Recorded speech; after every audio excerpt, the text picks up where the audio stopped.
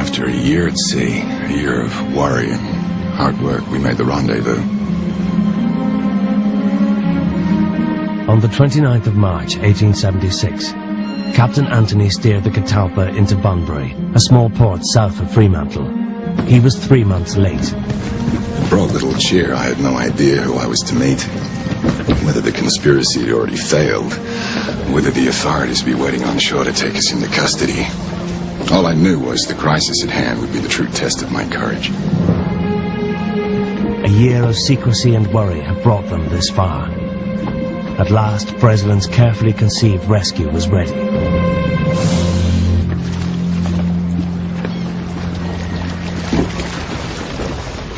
In Bunbury, Breslin and Anthony fine-tuned the details of his plan.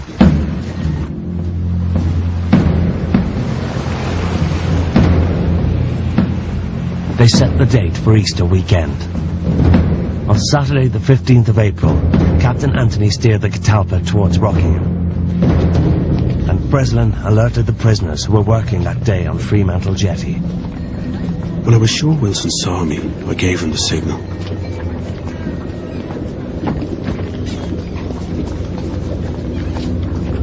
I saw he was somewhat puzzled. So keeping him in sight, I walked leisurely across where the prisoners were working, sufficiently near to say, Monday morning, without being observed by the warder or any of the other prisoners.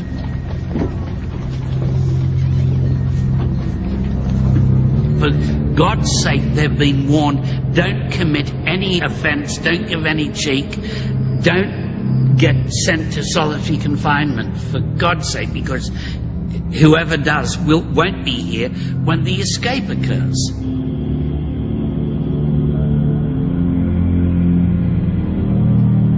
On Sunday night, Breslin sent the prisoners a final message of encouragement and a warning.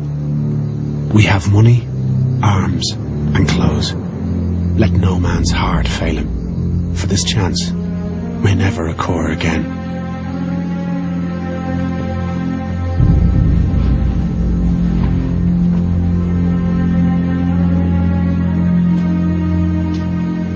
Will they be going out that morning? Will they actually be doing the tasks that were assigned to them? Who's going to meet them? How is it going to work out? All of these things are very much left in the air until the last minute.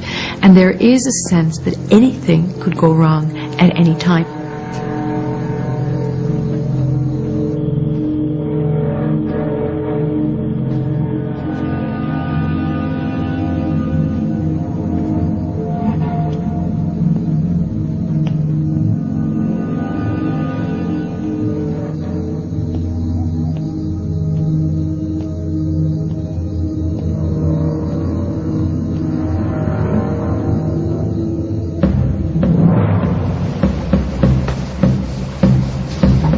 The crisis has come.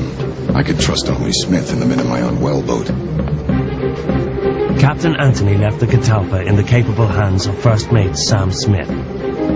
His orders were to keep the catalpa outside the 3-mile limit of Australian waters and free from British naval jurisdiction.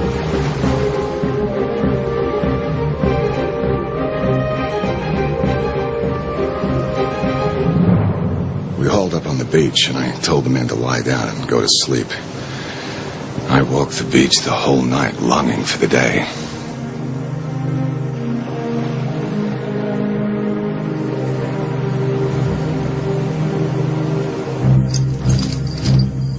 Easter Monday, 5:30 a.m.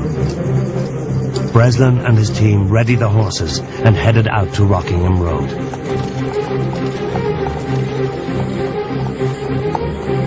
The great element on their side was surprise. They had kept the secret so well that it never crossed the British mind, either at home or in Western Australia, that there could be a rescue attempt. There was the normal laxity that occurs between guards and guarded when they've got to know each other a bit. At 8 a.m., Thomas Hassett and Robert Cranston bluffed their way out of the prison compound.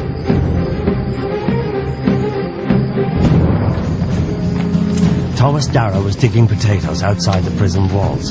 He was unsupervised.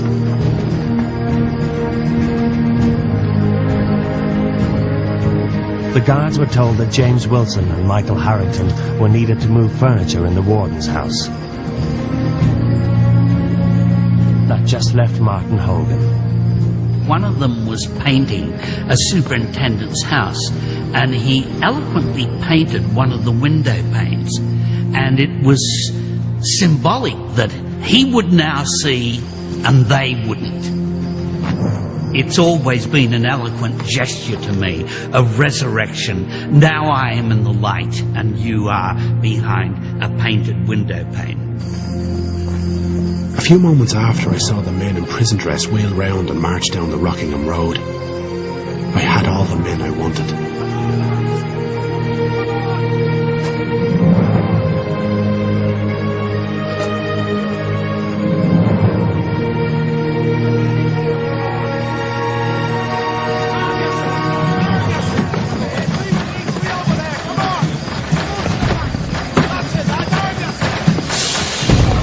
Made it out of Fremantle.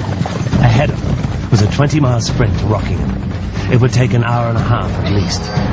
Breslin's escape plan relied on speed and secrecy. But at the beach, his plan was already unravelling.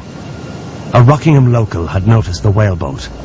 He saw this little boat on the beach, and he was a bit suspicious, and he went along and said, "What are you guys doing? You're not deserters, are you?" "Oh, no." And they spun him a cock and bull story, but he was very suspicious.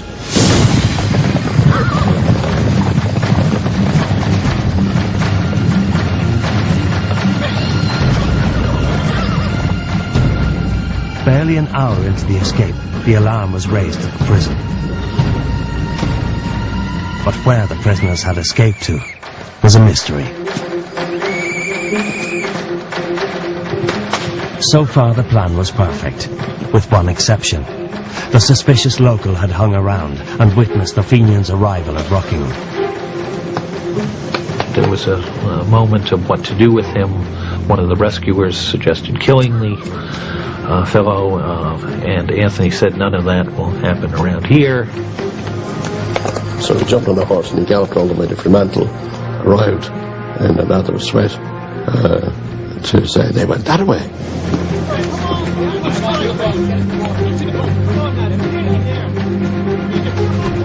By the time the Fenians launched the whaleboat, the police were in pursuit.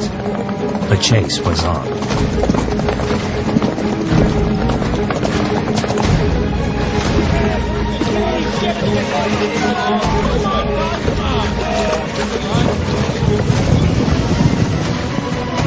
Breslin estimated it would take 4 or 5 hours of hard rowing to reach the catalpa.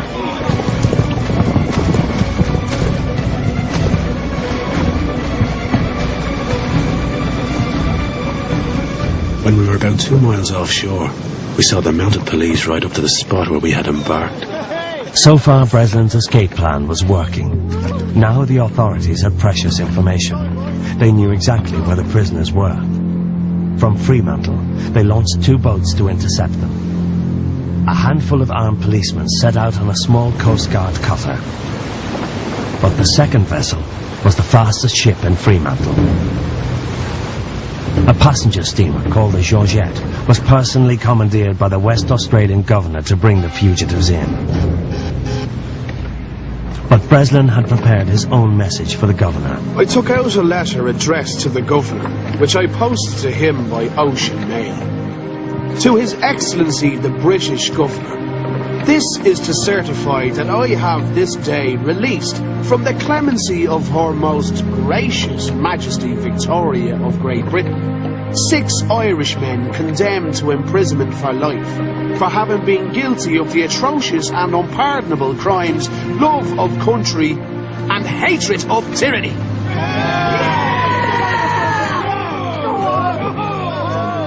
And it's an incredibly symbolic moment that they have thrown off these shackles, that they have thrown off these chains, that they are free men.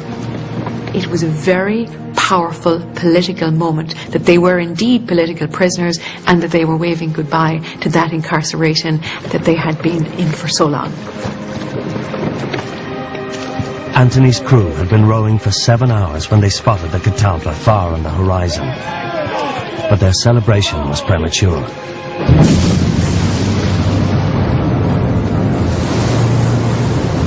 What followed was 48 hours of harrowing drama that would challenge the rescuers' resolve to the very last.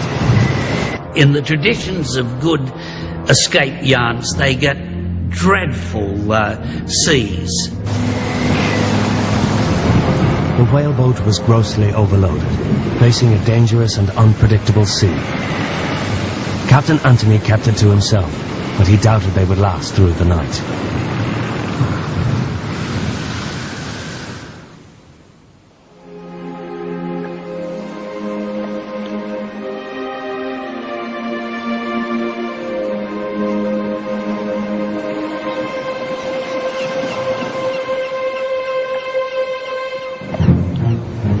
At dawn, Sam Smith spied the whaleboat.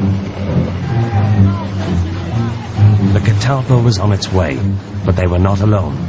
Bearing down on them at top speed was the Georgette. We now plied oar and sail to meet the ship.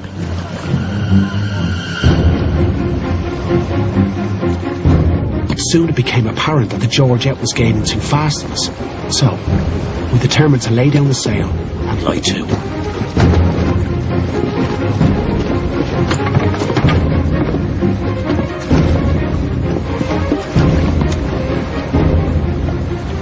The steamer passed within a half-mile of our boat. Now, she must have mistaken us for a piece of floating timber, for she steamed right by us and out to the catalpa.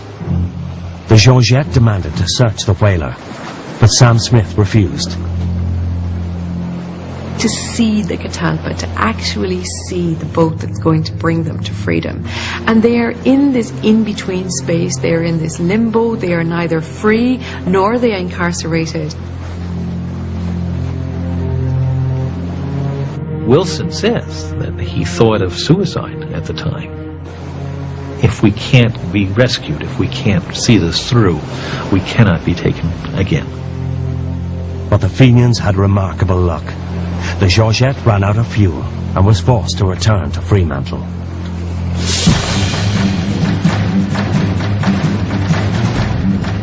But just when they thought their passage was clear, Anthony spied the Coast Guard cutter sailing directly towards them.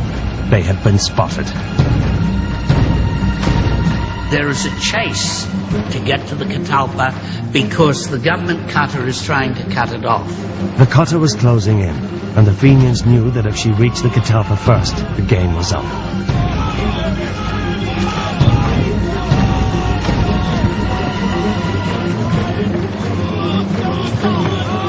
But Anthony's crew won the race. They clamber aboard and they're within shouting distance of the government cutter. So again, they have been brought alive.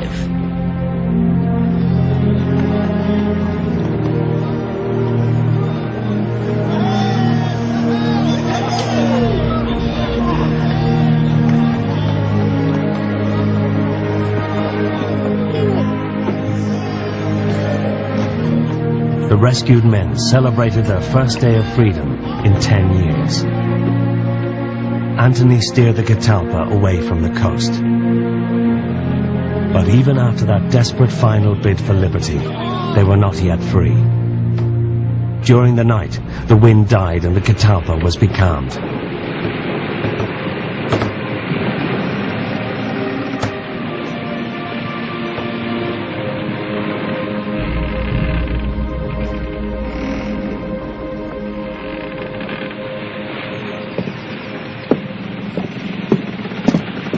At first light, the Georgette returned, and this time she was fully armed for conflict.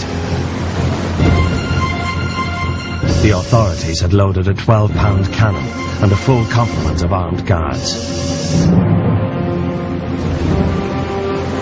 The major of militia was on the British boat, and he was willing to use any means including opening fire to bring these men back. We were all assembled in the cabin, and I explained to the men the position